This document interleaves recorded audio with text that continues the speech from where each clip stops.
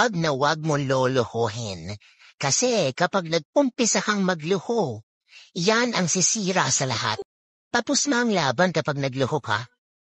Yung iba nga dyan, di ba? Sabihin nila, pinatawad naman ako may second chance. Pero akala nyo ba madaling magbigay ng second chance? May mga taong binibigyan lang kayo ng second chance kasi hirap silang mawala kayo. Kundi pa nila kaya. Pero yung pain inside, it's killing them. Every moment na tinitignan nila kayo, naaalala nila yung pain.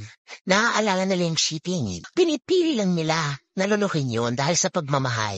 Kaya wag na wag mong sirain ang tiwala ng taong nagmamahal sa'yo. Wag na wag mong sirain ang relasyon nyo sa pamamagitan ng cheating kasi malalim na kasalanan. At wag mo hayaan na pagsisihan mo yan balang araw. So ngayon pa lang, dapat alam mo ang consequences sa gagawin mo. Pwedeng mawala yung taong pinakamahalaga sa'yo kapag niloko mo siya. So ayusin mo ang pagmamahal mo sa